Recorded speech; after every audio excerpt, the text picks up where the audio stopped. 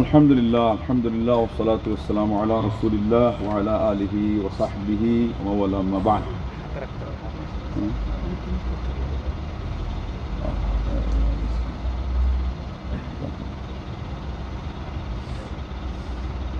আলহামদুলিল্লাহ ওয়াসসালাতু ওয়াসসালামু আলা রাসূলিল্লাহ ওয়া আলা আলিহি ওয়া সাহবিহি ওয়া ওয়ালা মা বা'দ। আজকে এই মহতী মাহফিল যেটার আয়োজনে রয়েছে Nasim Islamic centre, Nasim Islamic সেন্টারের কর্তৃপক্ষ যারা রয়েছেন, বিশেষ করে বাংলা ভাষাভাষী দায়িত্বশীল শেখ বুরহান, ওনাদের আয়োজনে এবং আপনাদের সবার স্বতঃস্ফূর্ত সাড়া এবং সমবিব্যহারের সহযোগিতায় এই প্রোগ্রাম বাস্তবায়ন হচ্ছে। আল্লাহ পাক যেন এটাকে কবুল করেন, বলুন আল্লাহুম্মা আমিন। আমার বিষয় হচ্ছে আজকের গুমরাহির উৎস এবং তার ভয়াবহ পরিণাম। গুমরাহির জটিল উৎস এবং তার ভয়াবহ পরিণাম, যেটার মধ্যে সর্বপ্রথম যেটা আসতেছে সেটা হলো যে মানুষ নিজেই গুমরাহ থাকে এবং সে নিজে মনে করে আমি হেদায়েতের উপরে আছি, এবং এর ভিত্তিতে সে প্রতিপক্ষকে নিয়ে ঠাট্টা মস্কারি করতেও দ্বিধা করে না। এমনকি সে মনে করে আমি যে কষ্ট সহ্য করছি এটা হলো আমার সওয়াবের আশায়। হকপন্থীরা যেমন বাতিলপন্থীদের কষ্ট স্বীকার করে সওয়াবের আশায়, এর বিপরীতে তারাই মনে করে যে আমরা এদের এই কথার উপরে ধৈর্য ধরছি, এটা আমাদের ভালো হচ্ছে, তারা কষ্ট দিয়ে তারা বরং গুনাহগার হচ্ছে। আর তার উপরে ঠাট্টা মস্কারি করতেও তারা সারা দুনিয়ার শ্রেষ্ঠ মানুষের ক্ষেত্রে তারা কি করে না, দ্বিধা করে না। এইটার কথা আল্লাহ রাব্বুল আলামিন সূরা ফুরকানের 41 নম্বর 42 নম্বর আয়াতে ইরশাদ করেছেন। বলেছেন যে ওয়াইদা রাআউকা ইন ইয়াত্তাখিযুনাকা ইল্লা হুজুয়া। কাকে দেখতেছে? রাআউকা মানে হে নবী আপনাকে যখন তারা দেখে, তো আমাদের নবী সাল্লাল্লাহু আলাইহি ওয়াসাল্লাম ওনাকে দেখে আল্লাহ বলছেন যে তারা আপনাকে দেখে ঠাট্টা মস্কারি করে। কি বুঝালো? যে তারা হকের উপরে আছে। এই জন্যে সারা পৃথিবীর সর্বশ্রেষ্ঠ সত্যের মশালবাহী আল্লাহ নবী সাল্লাল্লাহু আলাইহি ওয়াসাল্লামকে নিয়ে ঠাট্টা মস্কারি করছে আর বলে কি আহাদাল্লাযী বাআসাল্লাহু রাসূলা, এই মানুষকে আল্লাহ রাসূল হিসেবে পাঠাইছেন। কি পরিমাণ তুচ্ছতা ছিল! এটা তো গেল ঠাট্টা। 42 নম্বর আয়াত থেকে বলছে ইন কাদা লা ইউদিল্লুনা লাউলা আন সাবারনা আলা আলিহাতিনা লাউলা আন সাবারনা আলাইহা ইন কাদা লা ইউদিল্লুনা আন আলিহাতিনা লাউলা আন সাবারনা আলাইহা। এই লোক এত খারাপের খারাপ, এত পথভ্রষ্টকারী যে আমরা যদি অটল না থাকতাম ধৈর্য সহকারে আমাদের মাবুদদের থেকে সে আমাদেরকে সরিয়ে ফেলতো। কত খারাপের খারাপ! আসলে কে খারাপের খারাপ? ওরাই খারাপের খারাপ। আল্লাহ রাব্বুল আলামিন তার প্রতিবাদ করে বলছেন ফাসাউফা ইয়ালামুনা হিনা ইয়ারাউনাল আযাব মান আদাল্লু সাবিলা। অচিরেই তারা দেখবে, কিন্তু কখন? অচিরেই তারা বুঝবে, কিন্তু কখন? যখন তারা শাস্তি দেখবে। তার মানে যাদের অন্তরে মোহর মারা হয়ে গেছে, ওরা দিব্যি যখন শাস্তি দেখবে তখনই তাদের টনক নড়বে, তাদের হুঁশ ফিরবে, সুমতি ফিরবে। এর আগ পর্যন্ত তারা ওই অহমিকা, অন্ধ অহমিকার মধ্যেই থাকবে। লা হাওলা ওয়ালা কুওয়াতা ইল্লা বিল্লাহ। আবার সূরা আম্বিয়ার 36 নম্বর আয়াতে আল্লাহ রাব্বুল আলামিন বলতেছেন যে ওদের কথা ওয়াইদা রাআকাল্লাযীনা কাফারু ইন ইয়াত্তাখিযুনাকা ইল্লা হুজুয়া। হে নবী আপনাকে কাফিররা যখন দেখে, আপনার যাতে আর সন্দেহ না থাকে এরা কারা। আল্লাহ বলছেন এগুলো হলো কাফিরের দল। আর কাফির আর মুশরিক আলাদা বললে কিন্তু সব এক। এটা বুঝেন কি বুঝেন না? আপনারা সহজে জানেন আল্লাহ নবী সাল্লাল্লাহু আলাইহি ওয়াসাল্লামের আশপাশে ওরা পারিভাষিকভাবে যদি নিশ্চিত করতে যান, ওরা কি মূলত আমরা যেটাকে আলাদা করে বলি এরা কি কাফির না মুশরিক? মক্কারদেরকে কি বলা হয়? মুশরিক। কিন্তু আল্লাহ বলতেছেন কাফির। তার মানে কি? কাফির, মুশরিক, মুনাফিক যারা আকীদাগত, এরা মূলত একই গোষ্ঠী। মানে একসাথে আসলে আলাদা করা হয়। ইযা ইত্তাফাকা ইখতালাফা ওয়া ইযা ইখতালাফা ইত্তাফাকা, এটা আলাদা পরিভাষা আছে। তো এইগুলো কাফির মুশরিক সব একই। আল্লাহ বলছেন যে আপনাকে নিয়ে ঠাট্টা করে। আবার ওখানে কি বলতেছে যে আহাদাল্লাযী ইয়াযকুরু আলিহাতাকুম, ইনি তোমাদের দেবতার নিন্দা বলে। ঠাট্টা মস্কারি, এটা ঠাট্টা মস্কারি। লা ইলাহা ইল্লাল্লাহ ওয়া হুম বিযিকরির রহমানি হুম কাফিরুন। আল্লাহ তাদের প্রতিবাদ করে বলছেন যে আসলে তো আসল দেবতা তো এগুলো বাতিল, আমি যে রহমান, আমার থেকে তারাই উদাসীন, আর তারা হে নবী আপনাকে নিয়ে ঠাট্টা মস্কারি করে। যে সান্ত্বনা দেওয়া হচ্ছে আল্লাহর পক্ষ থেকে, অথবা আপনাদেরকেও সান্ত্বনা দেওয়া হচ্ছে। আপনি তাওহীদের খালি দাওয়াত না, তাওহীদের কথা নিয়ে যাবেন, তারা শুনবে যে আপনি তাওহীদ মানা শুরু করেছেন, আপনি শিরিক থেকে বিরত থাকা শুরু করেছেন, আপনাকে নিয়ে হুবহু একই টাইপে ঠাট্টা মস্কারি করা হবে। সুন্নাহর উপর আমল করবেন, আপনাকে একই রূপে কী করা হবে? ঠাট্টা মস্কারি করা হবে। তাহলে পরে আমাদেরকে বুঝতে হবে যে গুমরাহ হওয়া মানুষ নিজেকেই মনে করে হেদায়েতের উপরে, আর অন্যকে মনে করে গুমরাহ। আমরা আপনাদের সামনে এই পয়েন্ট থেকে অগ্রসর হতে গিয়ে খালি একটা ঘটনা বলবো। এই জামরাতে পাথর মারতে গেলে তো কত কাহিনী দেখেন। তো সেই জায়গায় আমাদের পাকিস্তানি এক ভাই, এরা তো অনেক আবেগী মানুষ, জুতা মারে, কাঠখড়ি মারে, এরপরে বলে শয়তান তूने मेरे बेटा को खराब किया, आज मुझे फुर्सत मिल गई, मैं तुझे खराब करके छोड़ूंगा, বলে কি বলে না। এরা তাদের ঝাল মিটাইতে যায়। তো এখন এক বড় পাথর নিছে একজনে, এক সৌদি শেখ পাইছে, বলে লে সাজি সখরাল কবিরা এস্তুকা এস্তুরিদ, বলছে এত মোটা পাথর, এটা তুমি কি করবা? বলে কথা কইও না, বেশি কথা কইলে তোমার উপরে ফতোয়া জারি করে দেবো। হাজা শয়তান কাবীর, বলে এটা হলো বড় শয়তানকে আজকে মারতে আসছি, পাথর ছাড়া কি আমার জাল মিটবে নাকি? তো উনি অনেক বুঝাইলেন, পাথর মারা পর্যন্ত তার আর ওনার কথা শোনার সুমতি হইল না। এরপরে পাথর টাথর মাইরে ওই শয়তানরে মাইরে ঝাল মিঠাইয়া এখন ওনাকে বলতেছে মালুম আনতা মেন, এখন শেখকে বলতেছে তুমি তো তোমারে চিনো না। ওই দেখেন বাতিলপন্থী নিজেকে কতটুকু হক মনে করে, আর হকপন্থীকে বাতিল এবার আরো প্রমাণ হচ্ছে। বলতেছে আনা মেন আনতা কাল্লিম, বলছে তুমি বলো আমি কে? বলে আনতা আহু শয়তান কাবীর, বলছে এতক্ষণে তো বড় শয়তানরে মারছি, আর তুমি যে ওরে মারতে বাধা দিছিলা, এখন তোমার ফতোয়া নেও আমার কাছ থেকে, তুমি তোমারই চিনো না, তুমি হলা ওই শয়তানের, বড় শয়তানের তুমি ভাই।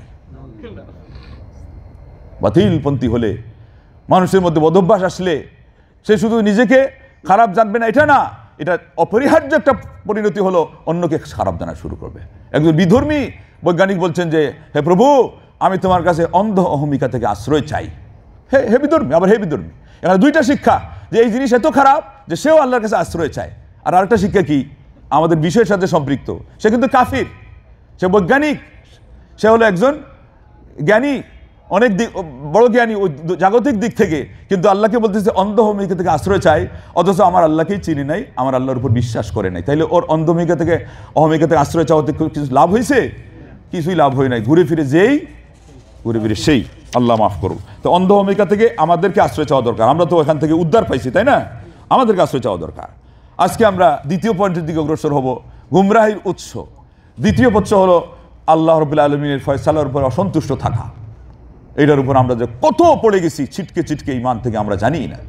আল্লাহ রাব্বুল আলামিন সূরা গাফির তার দ্বিতীয় নাম হলো মুমিন, এর 11 নম্বর আয়াতে বলেছেন যে ওমা আসাবা মিন মুসিবাতিন ইল্লা বিইذনিল্লাহ, কোনো মুসিবত এই পৃথিবীতে কারো উপরে আল্লাহর অনুমতি ছাড়া আসে না, আমার আল্লাহর ইচ্ছা ছাড়া আসে না কোনো মুসিবত।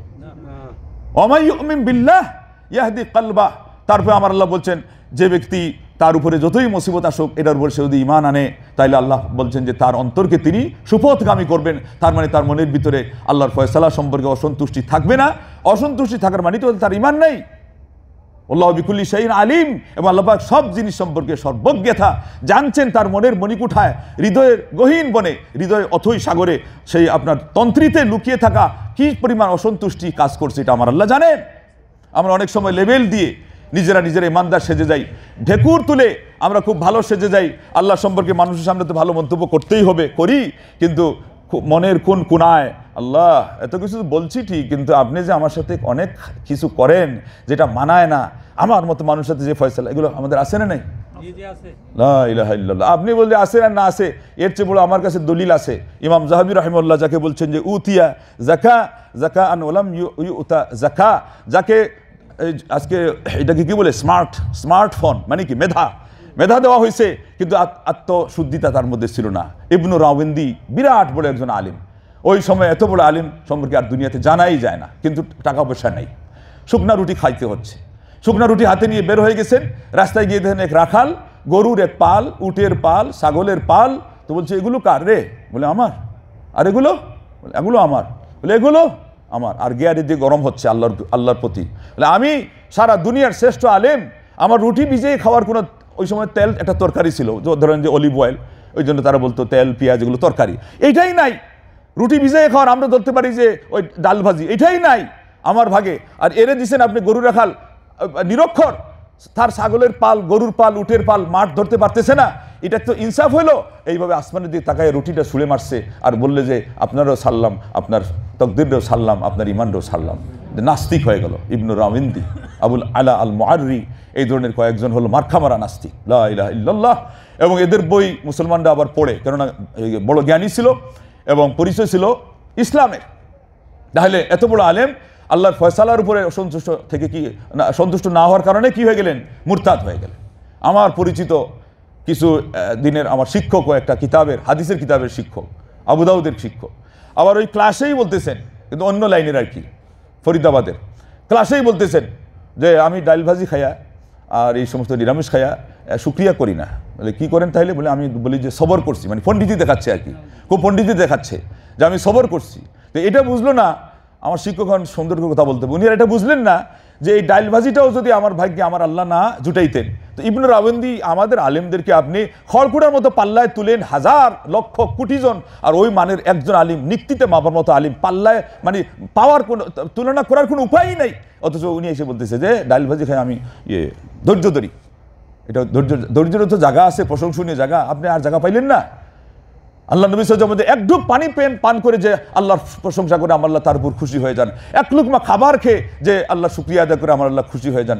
এটা এতটুকু আমরা বুঝ নাই, এতটুকু বুঝ নাই যে কত মানুষ আসে এক মুঠো অন্য তার জুটে না সপ্তাহে, তার জুটে না অথবা পুরা দিনে। তাইলে আল্লাহ রাব্বুল আলামিন যে নিয়ামত দিয়েছে এটার উপর কি শুকরিয়া আদায় করতে হবে না খালি বলবেন ধৈর্য ধরবো? ধৈর্য ধরবেন বিপরীতটা, যেটা কষ্ট আসছে, বিপদ আসছে, যেটা হলো মানে অগ্নি পরীক্ষা, তার জায়গা আছে তো। আর নিয়ামত এটা কম হোক বেশি হোক, আপনি এটাকে আল্লাহ পাক বলছেন ওয়া ইস্তাআযানা রাব্বুকুম লা ইন শাকারতুম লা আযীদান্নাকুম ওয়া লা ইন কাফারতুম ইন্না আযাবি লাশাদীদ। এটা নিয়ামত কি নিয়ামত না? এক লুকমা খাবার এটা নিয়ামত না? ওই কৃষকরা কত কষ্ট করে সেখান থেকে বীজ থেকে নিয়ে, চারা থেকে নিয়ে, তাকে লাগানো থেকে নিয়ে, পরিচর্যা থেকে নিয়ে, তা কাটা থেকে নিয়ে, তুলা থেকে নিয়ে, শুকানো থেকে নিয়ে, চাউল বানানো থেকে নিয়ে, তারপরে আপনার জায়গায় ফ্রেশ করে এসে এখানে পাক শাক করে তারপরে আপনার প্লেটে আসা। আল্লাহু আকবার, একটু হিসাব নাই? আজ বলছি যে ধৈর্য ধরলাম। তাইলে খালি আলেম হলে হয় না, আলেমকে আল্লাহ রাব্বুল আলামিনকে চিনতে হয়, কোন জায়গায় কোন কথা বলতে হয়, কিভাবে আল্লাহ রাব্বুল আলামিন সম্পর্কে চিন্তা রাখতে হয়, এটা না জানলে আমি আবার কিসের আলিম হলাম? লা ইলাহা ইল্লাল্লাহ। তাহলে পরে এখানে শুকরিয়া আদায় করতে হবে। শুকরিয়া আদায় করলে আল্লাহ পাক বলেছেন নিয়ামত বৃদ্ধি পায়। এবং এই সময় দেখতে হবে আমি যে এক লুকমা পাইলাম আরেকজন এক লুকমা পায় নাই, আমি যে ডাল ভাজি দিয়ে নিরামিষ খাবারটা পাইলাম আরেকজন পায় নাই। আবার একটু পরে গিয়েই তো অহংকার করে বলা হবে যারা ডাল খায় না তারা আলিম হতে পারে না।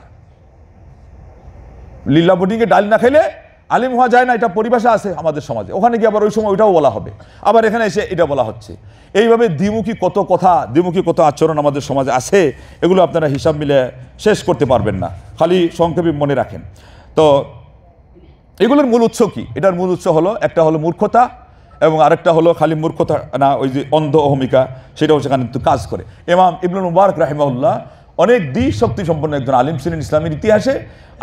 আটটি মানে 2 হালি বৈশিষ্ট্য ওনার ছিল, যেগুলো অনেক কম আলিমের মধ্যে জমায়েত হয়। সেই জন্য উনি হলেন, তাকে বলা হয় হাদিসের জংশন। একটা হলো হাদিসের দিক থেকে মাদারুল হাদিস, মুহাদ্দিসদের পরিভাষাগতভাবে এত বড় মুহাদ্দিস, এবং জুহদের মধ্যে তার খালি কিতাব না, তিনি হলেন একজন বিরল, একজন ক্ষণজন্মা ইসলামের ইতিহাসে এক উজ্জ্বল নক্ষত্র। তো তিনি বলেছেন যে আমি দূরদর্শী সম্পন্ন মানুষদেরকে পাইছি 4টা জিনিস নিয়ে তারা সবসময় শঙ্কিত থাকে। সময় তো কম, ওটা ব্যাখ্যা দিব না, শেষটা যেটা সম্পৃক্তটা বলবো। তার মধ্যে একটা হলো যে কি গুনাহ অতীতে হয়ে গেছে, এটা নিয়ে তারা সবসময় ভয়ের মধ্যে থাকে, কোন ফাড়া আবার আসে আল্লাহ জানে। আমাদের তো গুনাহ হয়ে যাওয়ার পরে যখন দেখা যায় যে 1 বছর হয়ে গেছে, 2 বছর হয়ে গেছে, আমি তো যেই সেই, আমরা মনে করি আল্লাহ বোধহয় ভুলে গেছে। আল্লাহ কি ভুলে যান কিছু? লা ইয়াদুল্লু রাব্বি ওয়া লা ইয়ানসা, তিনি ভুলেও যান না, তিনি ভ্রষ্টও হন না। বুদ্ধিমান মানুষ হিসেবে মনে করার দরকার ছিল আমার আল্লাহ এতক্ষণ যে সময় দিয়েছেন, আমাকে তো তওবা আরো বেশি করা দরকার। আমি ভুলে যাম কেন? আমার ডায়েরিতে ভুলগুলি লেখা রাখার দরকার ছিল। জ্ঞানীরা বলেন আমরা উল্টা লিখি, ক্রেডিটের কথা লিখি, এদিন অমুক দিন আমাকে এই ধরনের ফুলের বিছানা, ফুলের ইয়ে দিয়ে বিছানো হয়েছিল, আমাকে লাল গালিচা দিয়ে এগুলো লেখে। আবার পত্রিকায় কেউ বলে, আজকাল তো ফেসবুক খুব বলে, আজকে আমি এখানে যাচ্ছি, ওই দিন গিয়েছিলাম, এদিন আজকে বিমানে যাচ্ছি, আর কোন দিন গরুর গাড়িতে যাবে, এটাও ওদের লিখবে। আল্লাহু আকবার। কারণ চোখ অন্ধ হয়ে গেলে কোনটা প্রশংসার কোনটা নিন্দার ওটা নিজেরা বুঝবে না, পার্থক্য করতে পারবে না। নাযারুহুম ফি তুগয়ানিহিম ইয়ামাহুন। আল্লাহ পাক বলছেন আমি তাদেরকে তাদের অবাধ্যতার মধ্যে ঘুরপাক খাইতে রেখে দিব, একটা চক্রের মধ্যে সে পড়ে আর ডুবে শেষ হয়ে যাবে, বলতেও পারবে না। আল্লাহ যেন এই সমস্ত গুমরাহি থেকে, ওই যে ওটার নাম অন্ধ অহমিকা, আল্লাহ আমাদেরকে রক্ষা করেন। তো উনি বলেছেন তার মধ্যে চতুর্থটা হলো ও দালালাতুন কাদ যুয়িনাত লাহ, হে গুমরাহির মধ্যে আছে কিন্তু তার কাছে এটা খুব ভালো করে দেখানো হয়েছে, এটা কিসের গুমরাহি, এটা নিয়ে আজকে এত দুই জগৎ আসি, ইবাদত করে সুবিধা পাচ্ছি, নিজের মধ্যে মানে উন্নতি দেখতে পাচ্ছি, আসলে এটা ধোঁকা। ইয়ারাহা হুদান, সে এটাকে মনে করছে হেদায়াত। যারা মিলাদ পড়ে, যারা 3 তসবিহ পড়ে, জিকির করে, তারা এটা কি কোনোদিন খারাপ ভেবে করে নাকি? আসবে, ওটার অপারেশন পরে আসবে, এই জন্য এখন আর লম্বা করছি না। মোট কথা উনি বলছেন এটা একটা কঠিন ফাড়া, এটাকে বলা হয় ফাড়া, যেটার কারণে সে গুমরা হয়ে যাবে। এরপরে তিনি একটা কথা বলেছেন, এটা আমাদেরকে অতিরিক্ত দিয়েছেন, এটা হলো আমরা যাকে বলি যে অ্যাডভান্স, অথবা অতিরিক্ত দিয়েছেন মানে আমাদেরকে কি দিয়েছেন? এদাফি। এদাফিকে আপনারা কি বলেন? বেতনের সাথে একটা বোনাস। এইটা এত গুরুত্বপূর্ণ কথা বলেছেন, ওয়াজাইগুল কলবি সাআতান, ওয়াজাইগুল কলবি সাআতান, এক মুহূর্তের জন্য অন্তরটাকে বক্র হয়ে যাওয়া, হতে দেওয়া অথবা বক্র হয়ে যাওয়া। ইয়াসলুবুল মারআ দীনাহু ওয়া হুয়া লা ইয়াশউর, বান্দার ঈমান পর্যন্ত হরণ হয়ে যায়, সে বুঝতেই পারে না। আজকে মনকে আমরা 24 ঘন্টা কি সবাই স্থির রাখতে পারি? একটু আগে যে তাকদীরের কথা বলছিলেন, ওটার উপরে সামান্যতম মাঝে মধ্যে যে একটু অসন্তোষ আছে, ইমাম ইবনে মুবারক সাবধান করে দিচ্ছেন, খবরদার এই ধরনের কোনো জিনিস মনে আসতে গেলেই মুগুর দিয়ে তুমি সেটাকে হটিয়ে দাও, সরিয়ে দাও। এক মুহূর্তের জন্য পাপকে লালন করা নয়, পাপকে শুধু স্থান দেওয়া। বলতেছেন এমন মারাত্মক, এটা ভয়াবহ একটা ক্ষতিকর জিনিস যে মানুষকে ঈমান থেকে পর্যন্ত বঞ্চিত করে ফেলবে, অথচ সে বুঝতেই পারবে না। বুঝতে পারবে না কিভাবে? উনি তো নামাজ, আমাদের জানো নামাজ ঠিক আছে, হয়তো বা তাহাজ্জুদও পড়তেছে, নফল ইবাদত ঠিক আছে, শয়তান ওদিকে ওগুলো করতে দিচ্ছে, কিন্তু এদিক থেকে ওনার ঈমানটা সে হরণ করে নিয়ে চলে গেছে, এনার খবরও নাই। লা ইলাহা ইল্লাল্লাহ, আল্লাহ পাক আমাদেরকে এর থেকে রক্ষা করুন। এটা এত গুরুত্বপূর্ণ এই জন্যে যে জ্ঞানীরা বলেছেন নাস্তিক্যবাদ যে দুনিয়াতে জন্ম নিয়েছে, নাস্তিক্যবাদ, আল্লাহকে মানি না, এটা তো কাফিররা, সকল কাফিররা তো নাস্তিক না নাকি? কিন্তু এক দল এরা কেন মানে না? এই জন্য মানে না যে আল্লাহর ফয়সালার উপরে তার সন্তুষ্টি নেই।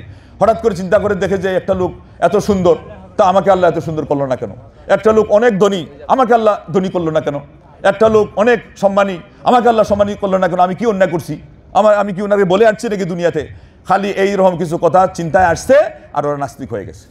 মারাত্মক কিছু বিপদ আপদ দেখে, এই কিছু বিপদ আপদ দেখে আমাদের যুবকেরা দেখবেন ফেসবুকের মধ্যে এমন শব্দ মানে প্রয়োগ করে, যেটা রীতিমতো আল্লাহ রাব্বুল আলামিনের ফয়সালার উপরে অসন্তুষ্টি। বলে এত নির্দয়, নির্মম পরিহাস, কি বলে ভাগ্যের, নিয়তির ভাগ্যের নির্মম পরিহাস। এগুলো শব্দ কি? আল্লাহর সাথে গুস্তাখি, আল্লাহর ফয়সালার সাথে বৃদ্ধাঙ্গুলি দেখা, আল্লাহ রাব্বুল আলামিনের উপরে অসন্তুষ্টি, এবং এটা এই রূপ সেখান থেকেই নাস্তিকবাদ দুনিয়াতে জন্ম নিয়েছে, আল্লাহর ফয়সালা না মানা। এই জন্য সাবধান, এই ব্যাপারে খুব সাবধান থাকবেন, খবরদার থাকবেন, যেন শয়তান আপনাকে আমাকে এই ফাঁদে না ফেলতে পারে। এরপরে হলো অসার, উচ্চ বিলাসিতা, উচ্চ আকাঙ্ক্ষা। আমি যাচ্ছি ইসলামের জন্য, এটা করব, ওইটা করব, কিন্তু অসার, অবাস্তব। আমি রাজনীতি করি না, কিন্তু হোয়াইট হাউস সম্পর্কে আমার মন্তব্য, আমার রাজনীতির কোনো ভূমিকা নেই, কিন্তু সারা পৃথিবীতে বর্তমান কি অবস্থা চলতেছে এটা নিয়ে একেবারে বম ব্লাস্ট করার মতো একটা মানে ফাটাফাট একটা কথা। এটা কারণ কি? এটা হলো শুধুমাত্র অন্ধ অহমিকা। তার পাশাপাশি হলো আমি যেটা নিয়ে চিন্তা করি, কিন্তু উনি এই ক্লাসের ছাত্রই না, অথচ উস্তাদ হওয়া লাগবে। উচ্চ আকাঙ্ক্ষা, উচ্চ বিলাসিতা শুধু প্রকাশ করা, বাস্তবে নাই। বাস্তবটা যেহেতু আলাদা জিনিস, বাস্তব আরও অনেক কঠিন। তো এটার কারণে মানুষ কি হয়? মানুষ গুমরা হয়। অনেককেই বলতে শোনা যায় বর্তমান এই রাজনীতি, ওই রাজনীতি, এটাতে এটা ছিল, ওইটাতে এই সুযোগ ছিল, অথচ রাজনীতির যেই আপনার পর্যন্ত পড়া নাই, রাজনীতির তো পর্যন্ত যাওয়া তো দূরের কথা। এইগুলো সমস্যা কি? সমস্যা না। উচ্চবিলাসিতা দেখানো যে আমি সব কিছু নিয়ে আসি, আমার মধ্যে উদারতা আছে, আমি সারা পৃথিবী নিয়ে চিন্তা করি। তো আমার মধ্যে চিন্তাটা যদি না থাকে আর আমি খামাখা এটা বম ব্লাস্ট করে দেই, এটা হলো আপনার ওই আপনার গরিবের অহংকার। আল্লাহু আকবার। আল্লাহ নবী সাল্লাল্লাহু আলাইহি ওয়াসাল্লাম বলেছেন, যে এদের দিকে আল্লাহ পাক কিয়ামতের দিনে তাকাবেনই না। মানুষটা গরিব আবার খুব ঢেকুর ছাড়ে ধনী, এরকম কিছু লোক আছে না নাই? মানে ইনি তো বললো যে সামান্য ডাল ভাত খাইও শুকরিয়া আদায় করে না, এই হলো আরেক বিপদ। আরেকজন আছে কি জানেননি, এর চেয়ে আরো নিরামিষ খাইছে। এখন ইনি চাচ্ছে উল্টা ওইটার আবার টেকেল দিয়ে কীভাবে, একটু ফিটফাট জামা কাপড় পরে এখানে একটা চকচকার নোট রেখে, যাতে করে পাতলা দেখা যায়, বোঝাচ্ছে আমি বড় লোক। তারপরে গিয়ে বন্ধুদের সাথে খুব একটা ব্রিফিং দিচ্ছে, অথবা আপনারা এখন কি বলেন এটাকে, এইরকম দেখাচ্ছে যে আমি মাশাআল্লাহ বড় লোক। এটা হলো আরেক বিপদ চতুর্দিকে আছে। তো সেই জন্য আপনি যদি নীতির উপর চলতে না শিখেন, আপনি যদি কোন অবস্থায় আপনাকে কি করতে হবে, ইসলাম আপনাকে কি বলতে দিয়েছে এগুলো না অনুশাসন মানেন, তাহলে আপনার মাধ্যমে এই নীতির বহির্গত কাজ হয়ে যাবে, আপনি বুঝতেও পারবেন না। এটা হলো 3 নম্বর বিষয়। অথচ এই জিনিসটা কিন্তু আপনার হওয়া ভালো ছিল, উচ্চ আকাঙ্ক্ষা থাকবে মানে ওইটাকে টার্গেট বানিয়ে আপনি আগাবেন। কিন্তু এটা যেখানে হাইস্ট নাই, আপনি সেটা করতে গেলে হাদিসে আসছে কালাবিথি সাউবাই জুর আল মুতাশাব্বিসু বিমা লাম ইউতা, যাকে যেটা দেওয়া হয় নাই বা যার মধ্যে যেটা নাই, সে যদি এটার ঢেকুর তুলে, এটার ভান ধরে, এটার যদি সে অভিমান করে, মানে অভিনয় করে, তাহলে পরে সমস্যা কি হচ্ছে, আল্লাহ নবী বলছেন ডবল মিথ্যাবাদী, তার ডবল জামা পরে সে বসে আছে বা মানুষের সামনে প্রকাশ পাচ্ছে। তাইলে এটা তো ইসলামের পছন্দনীয় না। এটা যদি 3 নম্বর হয়, তাহলে 4 নম্বর হলো যে আপনার এমন কিছু কথা বলতে আমাদেরকেও বাধ্য করা হয়, আবার আমাদের মধ্যেও কেউ এমন কিছু বিষয়, এমন কিছু টপিক বলেন যেটার কারণে শ্রোতাদের প্রতি লক্ষ্য রাখা হয় বেশি, আল্লাহর প্রতি লক্ষ্য রাখা হয় কম। যেখানে আল্লাহর পক্ষ থেকে আমার দায়িত্বটা কি, কিভাবে এখানে আমাকে পরিবেশন করতে হবে, এর চেয়ে আমার শ্রোতাদেরকে ধরে রাখার বিষয়টা কতটুকু প্রায়োরিটি পায়, এটার প্রতি আমরা যত্ন খুব বেশি নেই। শ্রোতাদের মধ্যে কি শ্রোতা এমন আছে যে শেখ সাহেব অত দানাই ফানাই বুঝি না, এই বিষয়ে শেষ অক্ষরটা কি, মানে শেষ ফতোয়াটা কি, এটা বলে দেন। এখন মৌলানা সাহেবের ফতোয়ার যে দৌড়, এই দৌড়ের ভিতরে শেষ অক্ষরের পাত্তাই নাই, আরো দিল্লি বহুত দূর হয়। কিন্তু শ্রোতাদের চিত্তরঞ্জন সন্তুষ্টিতে তাকিয়ে এইটাই বেদাত, এটা হারাম, মানে হারামের উপরে আরো বর্গ হারাম, এইটা জায়েজ মানে 100% জায়েজ, এটা যদি জায়েজ না হয় তাহলে আমি আর আগামীকাল থেকে মঞ্চেই আসবো না, ওয়াজও করবো না। এগুলো কথা শোনা যায় কি শোনা যায় না? আপনারা তো বুঝেন যে এটা তো ঠিকই আছে, উনি আরো দৃঢ়তার সাথে বলছে। যেই মৌলানা সাহেবরা দেখতেছে এই কথার মধ্যে ফাঁক আছে, এই মানুষটা এই কথাটা বলে তো জাহান্নামে যাওয়ার পথ খুলিয়ে ফেললো, ওনারা কাঁদতেছেন, কেউ হাসতেছেন, বলে করলোটা কি সর্বনাশটা করে দিল তার নিজের। তো আসলে তো এখানেও আমি ওই নীতি ফলো করলাম না যে আমাকে কথা বলার সময় আমার জাহান্নামে যাওয়ার থেকে বাঁচার ব্যবস্থা আগে নিতে হবে, আরেকজন আমাকে জোর করে বলে দিল, অথবা তার উচ্চাবিলাসিতা, তার মনের শখ আমাকে দিয়ে আদায় করে নিতে গেল, আর আমি তার শখের দিকে ছুটে চললাম, দৌড় দিলাম, সমস্যা। আবার কোনো সময় আছে যে আমার কাছে যে তথ্য আছে এটা কিন্তু কম নি, এর ভিতর দিয়ে এটাই শেষ, যেহেতু আমি মেরে দিলাম না। এমত অবস্থায় আলিম সাহেবের আরো বড় দুর্বলতা প্রকাশ পেয়ে গেল যে উনি যে এখন কোন বিগতের মধ্যে আসেন। ইলিম তো 3 বিগত না, প্রথম বিগত থাকলে মনে করে যে সব জানি, আর দ্বিতীয় বিগতে গেলে মনে করে যে কিছু বোধহয় না জানাও আছে, আর তৃতীয় বিগতে যাওয়ার পরে বলে কি হায় হায় হায় হায় কোন বিপদে পড়লাম, কোনটা বলি আর কোনটা ছাড়ি। কারণ ইলিমের যখন দৌড় যখন প্রশস্ত হয়, এরিয়া প্রশস্ত হয়, গভীরতা বাড়ে, তখন আলিমের কাছে পরিস্থিতি এই দাঁড়ায়। এই জন্য বেশিরভাগ আলিমদের যত ইলিম বড়, তারা হলো ভরা কলসি নড়ে কম, আর ইলিম যত কম তত হলো সাথে সাথে আপনার একেবারে বম ব্লাস্ট করে দিতে হবে এবং একটা কথা বলে মাঠ গরম করতেই হবে। তারপরে আপনার যেটা যেদিকে হয় আর যেদিকে যাক, আর শ্রোতা কত বিভ্রান্ত হয় হোক, সে জানে আর তার আল্লাহ জানে, আমার এটার দরকার নেই, আমার তো এখন কি করতে হবে, দায় সারা করতে হবে। এই জায়গাতেই কবি বলেছিলেন যে দুনিয়া বিগড় গই দৌলত কে ওয়াস্তে, মজহব কো লিয়ে চলে মতলব কে রাস্তে। দুনিয়া আজকে বিনষ্ট হয়ে গেছে, বিঘ্নিত হয়ে গেছে স্বার্থের পিছনে, ধন দৌলতের পিছনে। মানুষ আজকে দিনকে নিয়ে ছুটে চলেছে তাদের নিজেদের স্বার্থের দিকে। এটা যদি 4 নম্বর হয়, তাহলে 5 নম্বর হবে সুফিইজম। সুফিইজমের যে পরিস্থিতি, সংক্ষেপে বলতে গেলে আগের যুগের যত ধর্মের মধ্যে যত জগাখিচুড়ি যা কিছু আছে, যত ধরনের আগাছা পরগাছা, যত ধরনের ময়লা আবর্জনা, যত নোংরা কথা, এই সবগুলির একটা সমন্বিত এই একটা মাসলাক বা মাযহাবের নাম হলো সুফিইজম। তার খোলাসাগুলো নিজেরাই কোনো কোনো জায়গায় প্রকাশ করেছে। তার মধ্যে একজন হলো মানসুর হাল্লাজ, যে বেচারা আমাদের কাছে খুবই সম্মানী। এই মানসুর হাল্লাজ বলছে যে আল্লাহকে দেখার জন্য উপরে গেলাম, তো সাহাত্তু সামা ফাসাহাত্তু রব্বি, উপরে চড়ে আল্লাহকে দেখলাম, গিয়ে বললাম যে মান আনতা, বললাম যে আপনি কে? তখন আল্লাহ নাকি বললেন যে আনতা মানে আমি, মানি তুমি তো আমি, তুমি আমি। বায়েজিদ বুস্তামি, এটা ওই বুস্তামি, এটি বলতেছে তালাবতুল্লাহ সিত্তিনা সানা ফাইজা হুয়া আনা, 60 বছর সাধনা করলাম যে আল্লাহ কই, আল্লাহ কই, আল্লাহ কোথায়, আল্লাহকে। তো এরপরে বলে 60 বছর পরে ভালো করে বুঝে শুনে দেখলাম যে আমিই তো সেই আল্লাহ। এটা হলো মানে খোলাসাতুল খোলাসা, কারণ সময় তো কুলাবে না। এই হলো তাদের পরিস্থিতি, কঠিন পরিস্থিতি। এটাকে তো বেশিরভাগ চর্চা করা হয়েছে আরব সমাজ থেকে পারস্য সংস্কৃতিতে, সেখানে গিয়ে বলছে যে মন তন সুদম তু যা সুদি, মন তু সুদম তু মন সুদি, তা কাসনা গুয়দ বাদ আজি তু দি গরম মন দি গরি। আমি শরীর হয়ে যাব, তুমি জান হয়ে যাবে, আমি তুমি হয়ে যাবে, আর তুমি আমি হয়ে যাবে, মানে একেবারে একাকার হয়ে গেল। আত্মা মহাত্মা পরাত্মা সংস্কৃত ভাষায়, আমাদের ভাষায় হলো আত্মা মহাত্মা পরমাত্মা। গান্ধীকে ওরা কি বলতো? মহাত্মা। তো মহাত্মা হয়ে গেলে সেখানে এসে আসল যিনি উনি লীন হয়ে যান, এরপরে হয়ে যায় আপনার আপনার মহাত্মা পরমাত্মা। তো নাউজুবিল্লাহ, এগুলো হিন্দুয়ানি আকিদা বিশ্বাস আমাদের সমাজের মধ্যে এসে গেছে, ঢুকে গেছে। আপনারা অনেক সময় এগুলো খেয়াল করেন না, কিন্তু আপনাদেরকে ধোঁকা দিয়ে তারা সর্বনাশ করে। তারপরে হলো হাদিস অস্বীকার করা। আসলে এরা কোরআনকে অস্বীকার করে, কারণ হাদিসের সন্ধান কোরআনের সন্ধান হাদিস দিয়েছে, হাদিসের সন্ধান কোরআন দিয়েছে। আর এক বাক্যে যদি বলেন যে কোরআনের সন্ধান কে দিয়েছে? নবী মুহাম্মদ রাসূলুল্লাহ সাল্লাল্লাহু আলাইহি ওয়াসাল্লাম। আপনি যদি উনাকে না মানেন তাইলে হাদিসও মানা অযথা, কোরআনও মানা অযথা। কারণ কোরআন যে কোরআন, এটা আল্লাহর কালাম। আমরা আমাদের সামনে প্রমাণ পেয়েছি কার মাধ্যমে? আমরা কি জিবরিল দেখেছি? তাইলে পরে এনকারে হাদিস তার মানে হলো কোরআনকে অস্বীকার করা, একাধারে আল্লাহ নবী সাল্লাল্লাহু আলাইহি ওয়াসাল্লামকে অস্বীকার করা, শেষ পর্যন্ত আল্লাহর ইসলামকে অস্বীকার করা, আসলে মূলত আল্লাহকেই অস্বীকার করা। এটা হলো মনের একটা ক্ষোভ, এদের মধ্যে একটা ক্ষোভ থাকে মারাত্মক পর্যায়ের। এটা তারা ঝাল মিটানোর মাধ্যমে তারা চায় যে মানুষকে বিভ্রান্ত করবে, অথচ তার জ্ঞান নেই যে আসলে এই দুইটার সাথে সম্পর্ক অতপ্রতভাবে জড়িত। দুইটারই উৎস এক কি? এক না, ওয়াহি। তারপরে হাত্তা ইয়ারিদা আলাইয়াল হাউদ, আল্লাহ নবী সাল্লাল্লাহু আলাইহি ওয়াসাল্লাম বলছেন হাউজে কাউসারে আমার সামনে গিয়ে কোরআন এবং হাদিস একসাথে সেটা উপনীত হবে। অথচ আমরা এটাকে আলাদা করে এনকারে হাদিসের মধ্যে দেখতে পাচ্ছি ফিতনা সৃষ্টি হয়ে গেছে। সর্বশেষ পর্যায়ে এসে যাই, এটাই হলো মূল টার্গেট। আমরা এখন কোন পরিস্থিতিতে আছি? রাজনীতির কথা তো কিছু শুনলেন। অন্তর্বর্তীকালীন পরিস্থিতি সম্পর্কে কারো কোনো জানা আছে আগামাথা? আন্তর্জাতিক গ্যাং সম্পর্কে কোনো অভিজ্ঞতা আছে? সারা পৃথিবীতে কারা চালায় আন্ডারগ্রাউন্ড থেকে? মানে ভাষাভাষী কিছু কথা তো আছেই। এই জন্য যে কাউকে দিলে একেবারে দেখা যাবে যে অগ্নিজরা বক্তব্য একটা দিয়ে আপনারও ঘাম ঝাড়াই দিবে।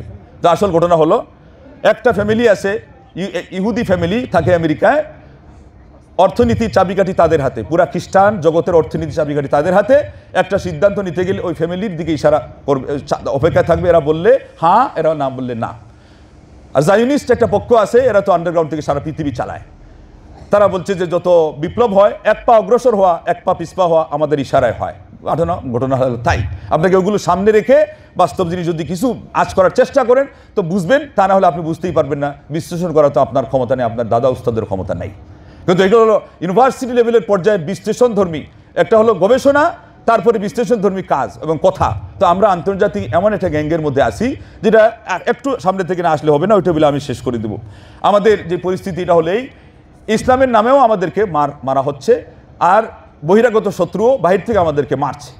তো বহু আগ থেকেই জামালউদ্দিন আফগানি, উনি আসলে আফগানি না, ইরানি, উনি হলেন মাসুনি এবং উনি হলেন রাফিদি। রাফিজি আমাদের কি হয়, খালাতো ভাই না কি, আপনারা সহজে বুঝতে পারেন। আর মাসুনি হলো ইহুদিবাদের একটা মারাত্মক পর্যায়ের গ্যাং। এদের সংস্থা আছে এবং তাদের নেতৃত্ব কর্তৃত্ব আছে। সারা বিশ্বের ব্যবসায়িক যত বড় বড় কোম্পানি আছে এগুলো 100-এর কাছাকাছি হলো, এগুলোতে তারা হলো নিজেই পরিচালক, অ্যাডমিন, এমনকি ডিন, তারাই ম্যানেজার যাকে বলে আর কি। তো এদের হাতে তাহলে সারা পৃথিবী মুয়া হয়ে আজকে চলছে। আবার মুসলমানদের মধ্যে তারা এই আফগানিকে ব্যবহার করেছে, জামাল আব্দুল নাসিরকে ব্যবহার করেছে, তারপরে ব্যবহার করেছে আপনার মোহাম্মদ আব্দুকে, তারপরে ব্যবহার করেছে আপনার মুস্তফা মরাইকে, তারপরে ব্যবহার করেছে মৌলানা মওদুদি সাহেবকে, তারপরে ব্যবহার করেছে মৌলানা রশিদ রেজাকে, তারপরে ব্যবহার করেছে আপনার সৈয়দ কুতুবকে। ইনাদের খোলাসা হলো দারাবুল ইসলামা বিসমিল ইসলাম, ইসলামকে মেরে দিয়েছেন ইসলামের নামে। এবং এদের প্রত্যেকের ব্যাকগ্রাউন্ড হলো মাসুনির সাথে খুব সম্পর্ক আছে, ইহুদি সংস্থার সাথে, আর না হলে শিয়া। আর সারা পৃথিবীতে আজকে মুসলমানদের যে নিধন চলছে, আমরা মুসলমান বলতে আমরা তো সুন্নাহপন্থী মুসলমান, তাই না? এদের উপর মায়ের যদি পড়ে তাইলে 3টা শত্রু প্রধানত আপনি নির্ণয় করে ফেলেন। একটা হলো ইহুদি শত্রু, আর একটা হলো খ্রিস্টান শত্রু, আর আরেকটা হলো শিয়া প্রকৃতির শত্রু। ওই যে ইয়েমেনের যেটা হাউসি না, এই হাউসি হলো মূলত শিয়া। এই হাউসিদের কাছে সিন্নিরা আজকে এই পরিমাণ নিঃস্ব, এটা এই কারণে যে হাউসিদের হাতে হলো সারা পৃথিবীর একেবারে সর্বাধুনিক যত অস্ত্র আছে সবগুলো তাদের হাতে। কারা হাতে তুলে দিয়েছে? ওরা। আজকেও এখন দুবাই থেকে নিয়ে যে হামলাটা চললো, কোন দেশে হামলা চলছে? আরব আমিরাত থেকে সুদানে। এখানে ইনাদের মানে কয়েকটা ইস্যুর মধ্যে একটা হলো আমি প্রভু সাজবো, অর্থনৈতিক দিক থেকে হোক অথবা অন্য কোনো দিক থেকে হোক, পৃথিবীর মধ্যে আমার একটা অবস্থান আছে, এটা প্রমাণ করতে হবে। আর সবারই মধ্যে একটা জিনিস আছে, যারা বিধর্মী মুসলমানদেরকে কিভাবে নিচু করা যায়, মারা যায়, আর যারা হলো নামকে ওয়াস্তে নাম সর্বস্ব মুসলমান শিয়া অথবা এই যে এটা হলো সুফি মতবাদের একটা মারাত্মক পর্যায়ে, হাবিবকে নিয়ে জাফরিকে এনে এখানে তাদের ধর্মীয় গুরু বানাইছে আরব আমিরাতে। লা হাওলা ওয়ালা কুওয়াতা ইল্লা বিল্লাহ। এখানে একটা গোত্র আছে মাত্র সালাফি, এই গোত্রের মাঝে আলহামদুলিল্লাহ বেদাতি কুসংস্কারের কোনো কাজও নাই, আর ওই সমস্ত পাপাচারের কোনো কাজ নাই। আর এছাড়া আরব আমিরাত আপনারা নিজেরাই জানেন, এটা একেবারে ইউরোপ আর যাওয়া লাগে না, তার একটা ডুপ্লিকেট ফটোকপি হলো এই মিডল ইস্টের মধ্যে, তার নাম হলো আরব আমিরাত। নোংরামি সহ আরো যত কিছু আছে হাবিজাবি, তাইলে এখান থেকেও বোঝা গেল সুফিজম এরা মূলত ইসলাম তারা মানেও না, তারা ইসলামকে জানেও না, কিন্তু ইসলামের নামে ওরাও কিন্তু ধর্ম পালন করায়। আর এরপরে আপনার জিকিরের নাম দিয়ে কত ভণ্ডামি আমাদের সমাজে আছে, এই কথাগুলো আসছে কত আপনার টাইমস ম্যাগাজিন এবং রয়টার্স নিউজ, এগুলো হলো আন্তর্জাতিক ওই যে গবেষণা পর্যায়ের পত্রিকা। আজকে আমাদের সমাজে এই শেষ বিপদের কথা এই জন্য বললাম যে শেখ সাহেব বলছিলেন আমল নাই এই জন্যে যে বক্তৃতার পরিমাণ বাড়ছে কিন্তু মান বাড়ে নাই, মানটা আরও ডাউনের দিকে চলে গেছে। আর আরেকটা দিক হলো এই যে পত্রিকা, এটা কেন বলা হয়, তাদেরটা বিশ্বস্ততা তারা আদায় করে নিছে। আমাদের ওইরকম কোনো মিডিয়া নাই যে মিডিয়ার উপরে মুসলমানরাই তাদের মিডিয়ার উপর আস্থা রাখতে পারে। আর এর থেকে খোলাসা বের হলো যে সাংবাদিকতা এবং তথ্য যেগুলো আছে এগুলো যারা পরিবেশন করবে তাদের আজকে মুসলমানদের ওখানে কোনো মান সম্পন্ন এরকম কোনো মিডিয়া এবং এরকম কোনো মিডিয়া ব্যক্তিত্ব নাই। এগুলো সব লো কোয়ালিটি চলে যাওয়ার কারণে আজকে আপনি দেখতে পাচ্ছেন যে অনেক কিছুই হচ্ছে, হই হুল্লোড় হচ্ছে, আপনার চেঁচামেচি হচ্ছে, মিটিং মিছিল হচ্ছে, ইয়া করেঙ্গা ওয়া করেঙ্গা, অনেক কিছুই হচ্ছে। মগর ইসলামের কিন্তু দিন দিন খালি 12টাই বাঁচতেছে, আর বেশিরভাগ বাজাচ্ছে বহিরাগত শত্রুর পাশাপাশি ভিতরের আমরা নিজেরাই। আল্লাহ পাক আমাদেরকে আগে হেদায়েত করুন এবং তামাম জাহানের মুসলমানদেরকে আল্লাহ হেফাজত করুন, আর বাহিরের শত্রু ভিতরের শত্রু সকল ছুবল থাবা থেকে আল্লাহ আমাদের দেশ এবং জাতিকে রক্ষা করুন। আল্লাহ পাক আমাদের জন্য একজন ভালো ন্যায়পরায়ণ শাসক উপহার দিন, বলুন আল্লাহুম্মা আমিন। ওয়া আখিরু দাওয়ানা আনিল হামদুলিল্লাহি রাব্বিল আলামিন। আসসালামু আলাইকুম ওয়া রাহমাতুল্লাহি ওয়া বারাকাতুহু।